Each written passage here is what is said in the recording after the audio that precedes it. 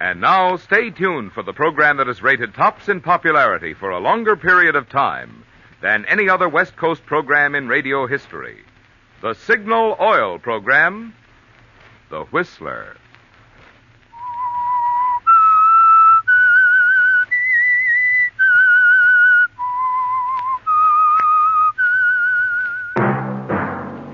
Signal, the famous Go Farther gasoline, invites you to sit back and enjoy another strange story by The Whistler.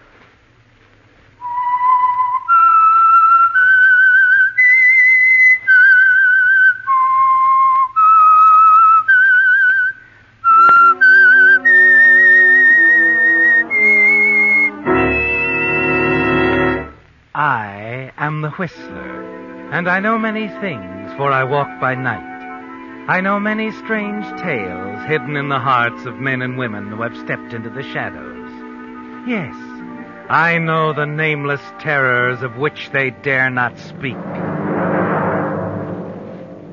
And now for the Signal Oil Company, The Whistler's strange story. Borrowed Byline.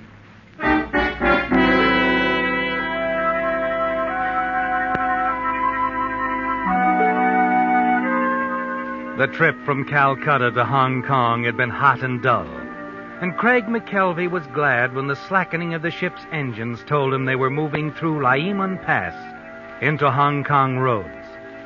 At the railing outside his stateroom door, he could see the lights of Victoria rising from the jam-packed esplanade to the luxurious villas high up on the peak, and off to the starboard other lights marking Kowloon Point on the mainland.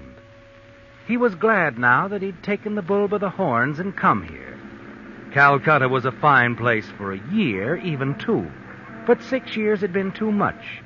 And when the opportunity for some quick money had come, he decided to take it and come to Hong Kong, orders or no orders. 5 minutes after the gangplank had been lowered to the dock, there was a knock at his stateroom door. Craig McKelvey smiled as he turned to open it. Solandrum hadn't changed a bit. Still as prompt as ever. Well, Alphonse Solandrum. Good evening, McKelvey. Nice to see you again. Yes, indeed. Have a chair. Thank you.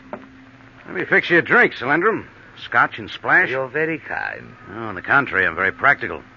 You always discuss business better over a drink. And I know the wire you sent me had a deal in it somewhere. I thought I made that clear.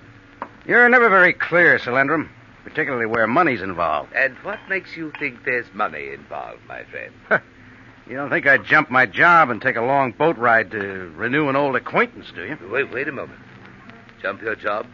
Well, not exactly. But my editor in London... Mr. Ames. All right, Mr. Ames fails to realize that at times a roving correspondent has to rove. He might take a dim view of my sudden departure from Calcutta. I hope not. Oh? You see, McKelvey, your excellent standing with your newspaper in London is exactly the reason I wired you to come here. Here's your drink. Thanks. Your health, my friend. Excellent Scotch, McKelvey. Excellent. You can thank the purser. I won it from him last night in a card game. Now, what are you saying about my job? I think perhaps we'd better discuss mine first. I've established a new connection, McKelvey. I see. Representing a British importing firm. Sounds honest. It is. That's strange, Alphonse. I've never known you Tut. My past is a closed book, something to be forgotten. There's much to be done here, McKelvey. New worlds to conquer. The right man, the right set of circumstances, and the wealth of the Orient is here for the taking. Tell me, my friend, how much do you know of natural history? What? Do you know, for example, that on the slopes of the mountains to the west, there lives a species of deer, a small hornless animal, unimpressive as a trophy, but worthy of the most skillful hunter who ever held a rifle? If you don't mind, old man. I'm being obscure again. To make a long story short, McKelvey, this little animal is the source of one of the most precious materials in the world. A substance for which there is an almost hysterical demand at this very moment. Well, go on. What is it? Musk. Musk? An essential ingredient of the finest perfumes. What little there is in great demand on today's market. Well, that's all very interesting, but where do I come in? I'm coming to that. It seems there is a persistent rumor that a fabulous amount of purest Tibetan musk is floating around East Asia somewhere. My firm is most anxious to locate it. So anxious, in fact, that they've retained me for the past 8 months solely to conduct the search. And that, McKelvey, is where you come in. Oh, is it? A simple dispatch in your very reliable newspaper indicating I have discovered the musk would simplify my problem immeasurably. I'm still a lap or two behind, Alphonse. I know I can be frank with you, my friend. From the moment I accepted this proposition, my problem has been to persuade my superiors in London to advance funds to cover the purchase. Needless to say, my firm in London tends to be cautious, since the transaction will come to over $250,000 American. Then you have found the musk? Oh, no. Oh. Yet you want me to file that story? Oh, come, McKelvey, you haven't developed any moral compunctions after all these years? No, just being practical again, Alphonse. You'd never get away with it, you know. In the first place, they'd never send the funds without checking. In the second place, the idea of picking off $250,000 and disappearing it. Simply fantastic. You underestimate me, my friend. After all, I haven't been at work on this for 8 months for nothing. So all you need is a story over my signature, and they'll jump. They do anything to close fast, prevent competitive bidding. I see. You realize, of course, that this kind of a sellout would finish me as a foreign correspondent. It should be well worth your while. How much? $25,000 American. You underestimate me, Alphonse. Make it $50,000. That's a lot of money for a story. You're buying a career. Excuse me. Yes. Cablegram, sir. Oh, here you are. Thank you, sir. Hold for arrival. What? Consider your impromptu departure from Calcutta inexcusable. Your services with this paper terminated immediately. Frank Parksley has requested temporary transfer to Hong Kong, instructing him to replace you on arrival. Ames.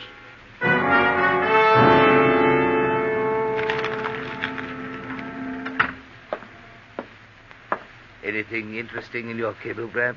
Oh, nothing much. It was from Ames. Just another raise. That's very fortunate. Your reputation with your paper must remain unimpeachable, McKelvey, until the story is filed. Yeah, I realize that. Now, how about the price? $50,000 it is. Good. When do I file it? After I prepare the way in London. We must be cautious now. Can't afford to be seen together. Suppose I meet you tomorrow night at 9 at the Twin Dragon Bar? Right. Well, Alphonse, here's to the story. Yes, my friend. To your story.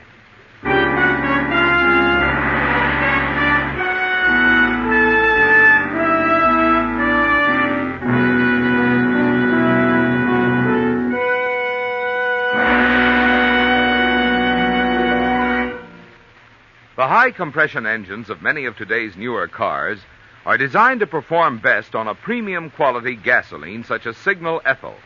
But if you're nursing along an older model, you may think ethyl gasoline wouldn't make any difference in your car. Well, if you'd see some of the vintage models that fill up at the Signal Ethyl pump and hear the enthusiasm of their owners, you'd change your mind. For instance, a chap who lives up in a hilly section was relating, "You should see some cars struggle when they try to pull my hill. But with Signal Ethyl, my 41 model walks right up in high." Another driver of a 46 model remarked, "On cold mornings, I hear some of my friends complaining about hard starting.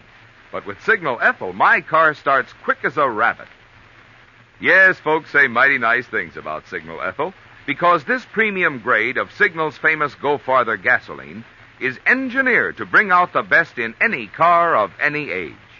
So if you're not getting the fun out of driving you used to, why not try this little experiment? Do as new car buyers do. Treat yours to a tank full of Signal Ethyl. See if you don't feel the difference, a wonderful difference, in Signal Ethyl.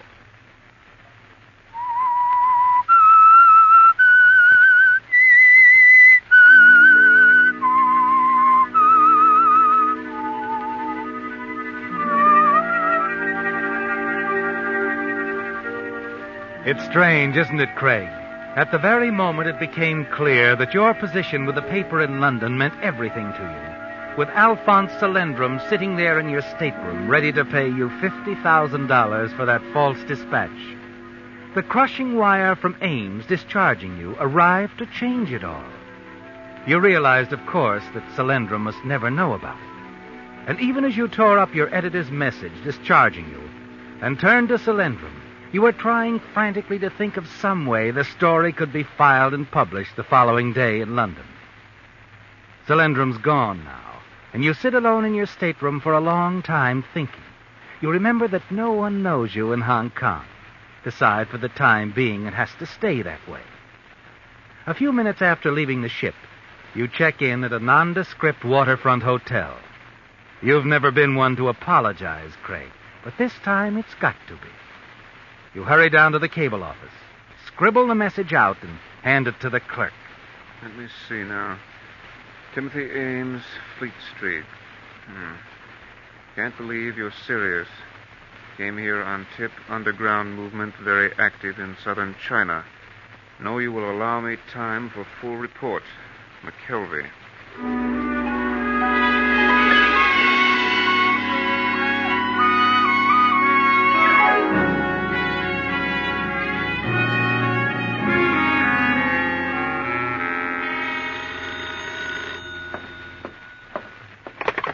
Yes? Mr. McKelvey, Yes, speaking. we have received a cable for you from London. Oh, would you please read it? Repeat, you are relieved immediately. Oxley arriving Hong Kong, SS Malaya soonest. Ames. I see. Any answer? No answer. But at that moment, Craig, as you hang up the receiver, you know there has to be an answer. That the story must be filed somehow, even if you have to use Frank Parksley's name. That with $50,000 involved, nothing is going to stop you. You call the porter's desk. Porter's desk. When is the steamship Malaya due in? Malaya? Sunday night. Thanks.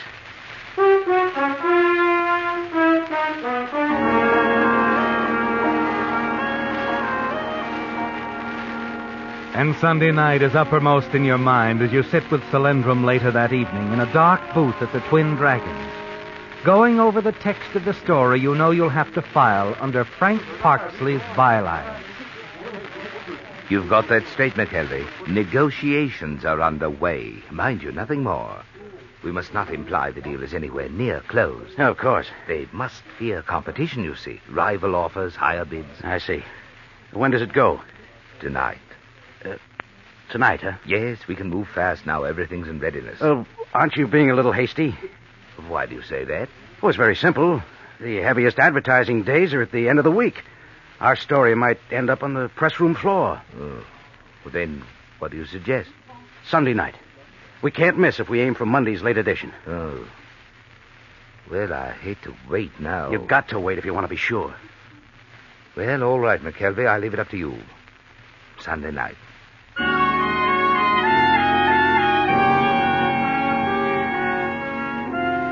Yes, Craig, it has to be the night Parksley will arrive on the Malaya. Because your mind is made up, isn't it? On Sunday night, you're going to check out of the Hotel Oriental as Craig McKelvey. You're going to move into higher circles in the Victoria as Frank Parksley. And between the two, there'll be a murder.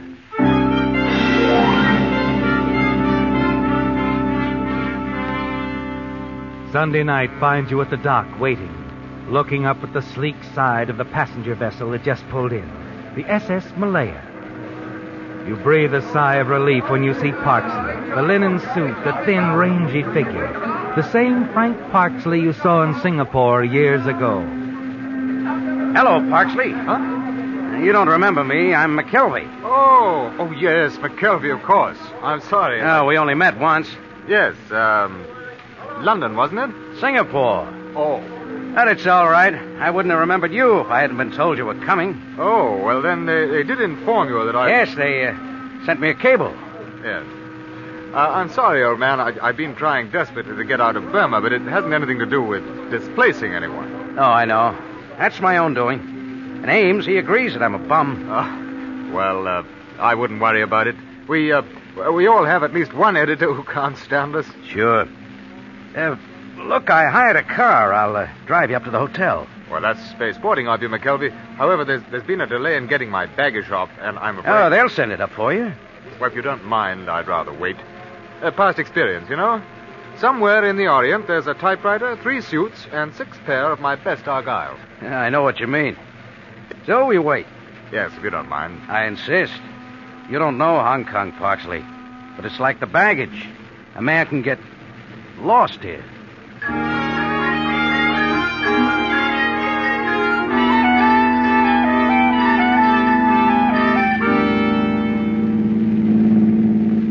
I was a little surprised when they named you as my replacement, Parksley.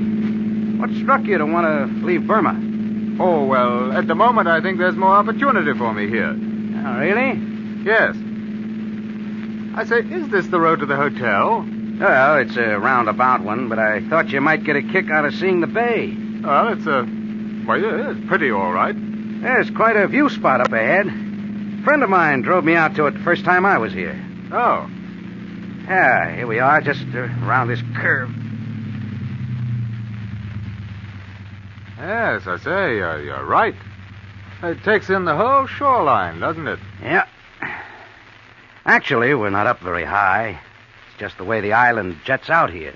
Well, not many people could know this spot. Wouldn't be so deserted. I'll have to remember it, McKelvey. You listen Interesting as place Frank to take. Parksley prattles on about the view. He's right, isn't he, Craig? Not many people know this spot. You're thinking that as Parksley turns his head, looks away from you in the direction of the bay. Your hand moves down and tightens around the handle of a heavy wrench at your side. The lights over there, McKelvey. They're glittering like the gold we mortals are always after, hmm? Have you ever thought of them that...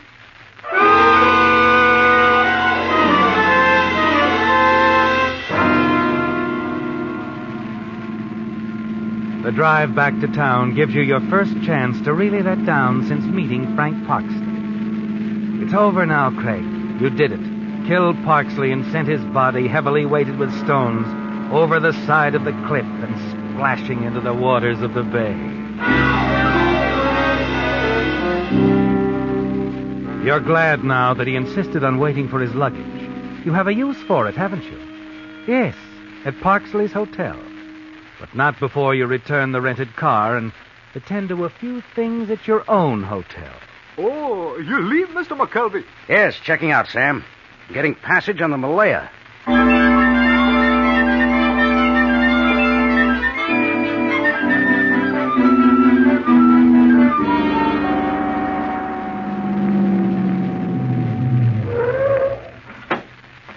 Here's the Hotel Victoria, mister. Right. There, here you go. Oh, thank you.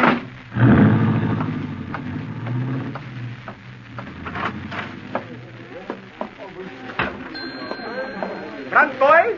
Front. Oh, yes, sir. I wired for a reservation. The name is Parksley. Oh, yes, I remember. If you'll just sign this card, Mr. Parksley. Very well. And it's room number 402. Here's the key. The boy will take your bags. Fine. All right, Sonny, let's... Well, if it isn't my good friend. Solendrum. Yes, indeed, my dear man. You go on ahead, boy. I'll be right up. You said yourself we shouldn't be seen together. But not here, not here. I'm in room 402. If there's anything to talk about, wait about a half hour and then meet me there. As you wish, my friend. Room 402.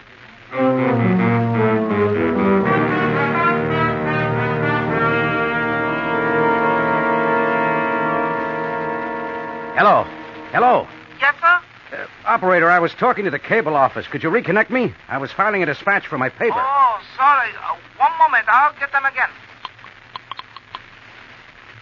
Go ahead, Mr. Parksley. I'll give it to you from the beginning again. Hong Kong, August 17th. Supposedly well-founded reports indicate certain Alphonse Solendrum, agent for a London importing firm, negotiating for purchase of largest quantity Tibetan musk ever involved in single transaction. Solendrum, commissioned by his firm...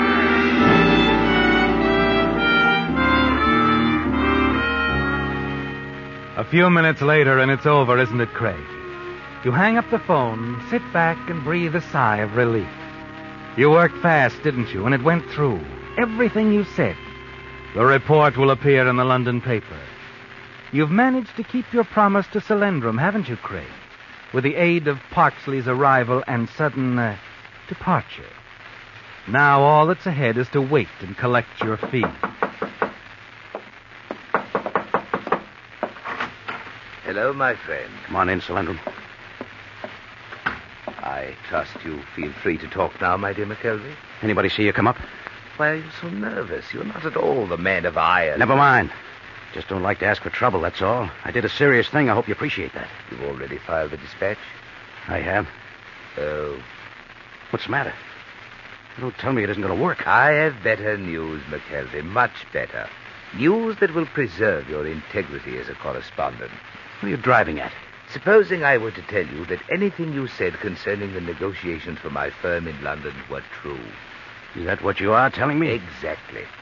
At long last, after 8 months, mind you, I have been contacted by letter. The man who has the musk wishes to discuss business with me. Now, wait a minute. We had an agreement. Oh, please, my friend, I'm not forgetting. Not for one moment. As you say, we had an agreement, a gentleman's agreement. And because of it, you will receive the amount I promised. But if you have to make a legitimate purchase... I'm not above such an action, McKelvey, not under the right circumstances. You're meeting this man tonight? He's coming here to the hotel, yes. I must talk to him privately. You see, the margin of profit is accounted for by the simple fact that he did not come by the musk by entirely honest means. So he's willing to sell for less? I am buying the musk for exactly half the price my firm will pay. I see. Very neat, Solendrum. So you need have no concern over your share. I'll bring it here to your room the moment my guest departs. Sorry, Solendrum. I hate to be indelicate about it, but I'm in too deep. We'll wait for your man right here. Together. Yes, Clark? This is 402. Yes, sir. Mr. Solendrum is visiting with me, but he expects a caller. If anyone asks for him, would you send him up here? Certainly, Mr. Parksley. Thank you. All taken care of, my friend? All taken care of. Nothing to do now but sit and wait. Ah, yes. And the moment is close, McKelvey. This will-o'-the-wisp I've pursued these many months is almost in my grasp. Think, man, in a matter of hours, perhaps minutes, we'll both be rich.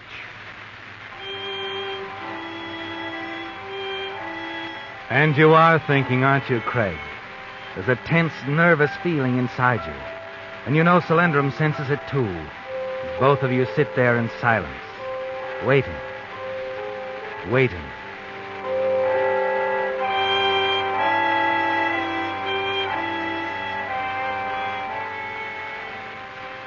You glance at Frank Parksley's brown leather luggage piled next to the chair, thankful that the initials FP are facing you and not Solendrum. It's too late to even wish now that you'd thrown it into the bay along with the body of its owner. 11 o'clock. 11:30. 12. You're both wondering now. So many things could go wrong. So much could happen to a man alone in Hong Kong, with over $200,000 in his hands. And then...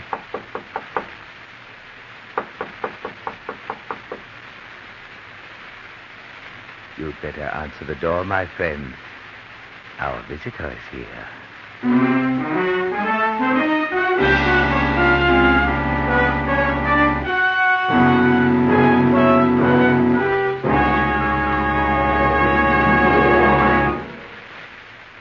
If you're not getting a new car, you naturally want your present car to keep performing as well as possible. Well, the lubrication and service a car gets have a lot to do with its performance. And that's where independent signal dealers shine. With them, you see, servicing cars isn't just a temporary job. It's a permanent business in which they've invested their own money. That means signal dealers not only actually enjoy working with cars, but on the average have had years of experience which gives them valuable know-how that can make such a big difference in a car's performance and upkeep. Also, independent signal dealers are well aware that their success and very livelihood depend on how well they satisfy you. Well, naturally, this conscientious type of personal service can add a lot to your car's life and your driving pleasure. Good reason why so many drivers these days are switching to the friendly service stations that feature the famous Go Farther gasoline. Signal, that is.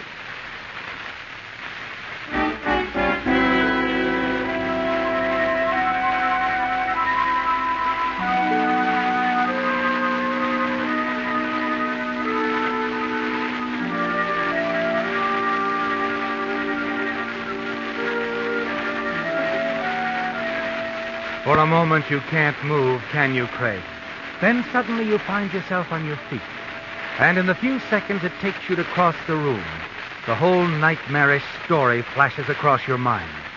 The cryptic wire Solendraм sent you in Calcutta, the fortune in Tibetan musk, the false dispatch, Frank Parsley's body lying at the bottom of the bay, and above all, the fear, the terrible knowledge of what will happen if they find you here in his place. Yes, Craig. From now on, you have to move fast. Good evening. I wonder if I'm in the right room. Oh, yes. The man you wanted inside. Come in.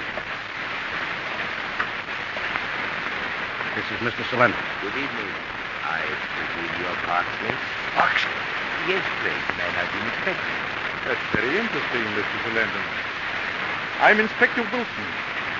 I knew Frank Parsley wasn't working alone, so I've been following him ever since he robbed a trader in Burma of a fortune in Tibetan musk. Well, this is obviously something between you two gentlemen, so I'll... Oh, no, my friend, don't go. You're in this, too. You're quite right. You see, after tracing Parsley this far, I lost track of him momentarily. Disappeared. Quite remarkable.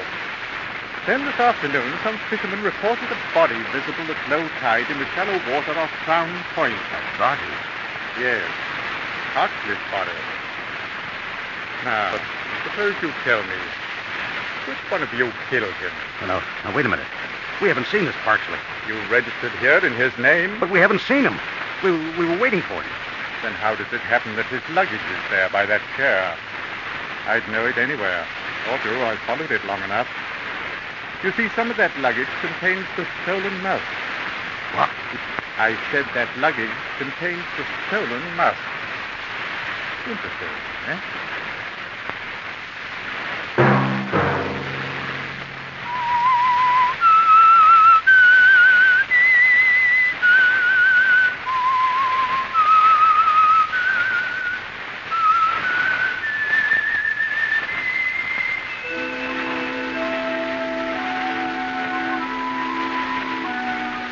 Let that whistle be your signal for the Signal Oil program, The Whistler, each Sunday night at this same time. Meantime, Signal Oil Company and the friendly independent dealers who help you go farther with Signal gasoline hope you'll remember. Regardless of what gasoline you use, you'll enjoy more miles of happy driving if you drive at sensible speeds, obey traffic regulations, and avoid taking chances. You may even save a life, possibly your own.